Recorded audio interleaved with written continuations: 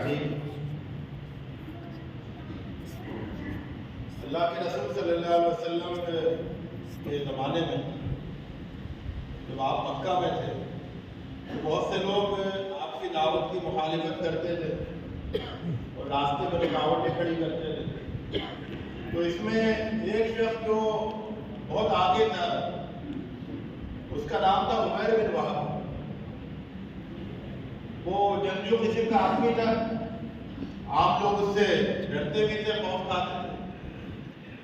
تو وہ یہ تھا کہ جو بھی شخص اللہ کے رسول صلی اللہ علیہ وسلم کی دعوت سننے کی طرف متوجہ ہوتا ہے، وہ جا کے اس کو ڈراتا، دھمکاتا اور اللہ کے رسول صلی اللہ علیہ وسلم سے دور رکھنے کی کوشش کرتا۔ تو اسلام کی راہ میں بہت بڑی رکاوٹ تھا اور اللہ کے رسول صلی اللہ علیہ وسلم اور آپ کے ساتھیوں کو ستانے میں، پریشان کرنے میں بہت پیش تھا۔ اس کے بعد جب اللہ کے رسول صلی اللہ علیہ وسلم نے ہجرت کی، مدینہ منورہ آئے، تو جو لوگ جنگ بدر کے موقع پر قریش کو جمع کر کے لے کے آئے، اس میں سب سے پیش وہی تھا۔ جنگ بدر ہوئی تو اس میں بھی وہ سب سے آگے تھا۔ غرض یہ کہ اسلام کا وہ بہت ہی سخت دشمن تھا، بہت سخت دشمن۔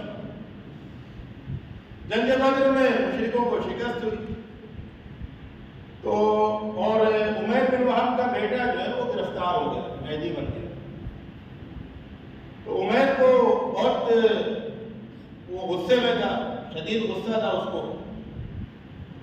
تو اس نے یہ طے کیا کہ وہ مدینہ آئے گا اور کسی بہانے سے اللہ کے رسول صلی اللہ علیہ وسلم پر حملہ کرے گا۔ چنانچہ اس نے وہاں پر ایک اپنی تلوار کو زہر میں بجھایا، یعنی اس پر زہر جو ہے وہ اس کی دھار میں لگا دیا اور لے کر آیا تلوار چھپا کے، اور ارادہ یہ تھا کہ اللہ کے رسول صلی اللہ علیہ وسلم سے بیٹے کی رہائی کے سلسلے میں بات کرے گا اور موقع پاتے ہی حملہ کر دے گا۔ تو اگر ذرا سا بھی تلوار سے خراش آ گئی، زخم ہو گیا، تو زہر اپنا کام کرے گا۔ تو اس بہت ہی بد ارادے کے ساتھ وہ مدینے آیا۔ جیسے ہی وہ مدینے میں داخل ہوا اور مسجد نبوی کے پاس پہنچا تو حضرت عمر رضی اللہ تعالیٰ عنہ کی نظر پڑ گئی۔ حضرت عمر رضی اللہ تعالیٰ عنہ تو بہت صاحب فراست تھے، وہ دیکھتے ہی بھاگ گئے کہ اس کے ارادے جو ہیں بہت خطرناک ہیں۔ حضرت عمر رضی اللہ تعالیٰ عنہ نے اللہ کے رسول صلی اللہ علیہ وسلم کو جا کر بتایا کہ عمیر بن وہب آیا ہے اور وہ تو بہت ہی شریر قسم کا انسان ہے اور بہت دھوکے باز ہے، تو اس سے ملاقات کرنا مناسب نہیں ہوگا۔ نہیں، اللہ کے رسول صلی اللہ علیہ وسلم نے فرمایا کہ نہیں، بلاؤ، اس سے ملاقات کرے۔ چنانچہ وہ اللہ کے رسول صلی اللہ علیہ وسلم کے پاس آیا۔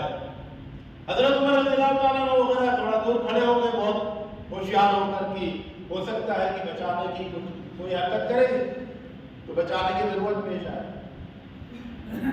اللہ کے رسول صلی اللہ علیہ وسلم نے عمیر سے کہا کہ کیسے آنا ہوا، اور بہت اچھی طرح اس کا استقبال کیا، بہت مسکراہٹ کے ساتھ اس سے ملے اور اس کو اچھی طرح بٹھایا، اس کی عزت کی اور اس سے کہا کہ کیسے آنا ہوا۔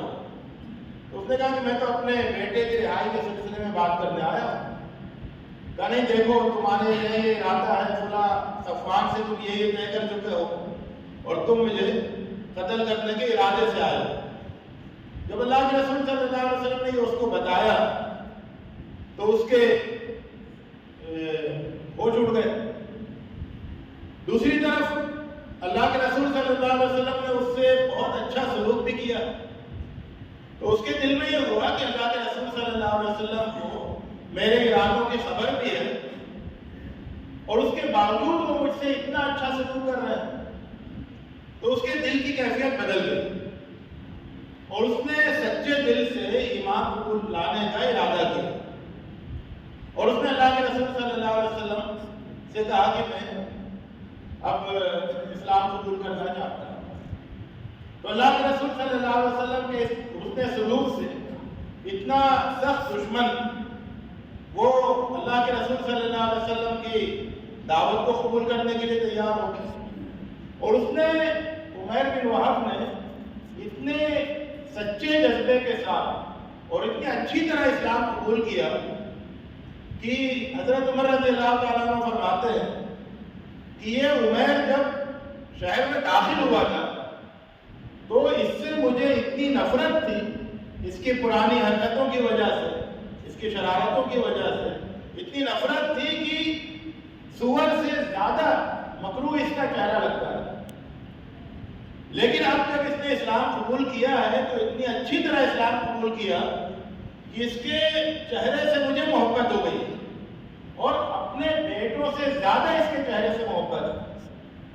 تو اتنی بڑی تبدیلی ان کے اندر آئی۔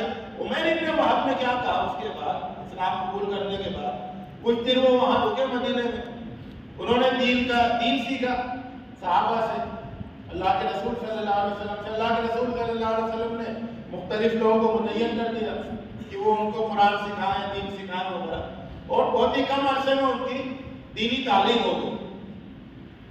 اس کے بعد انہوں نے اللہ کے رسول صلی اللہ علیہ وسلم سے اجازت مانگی۔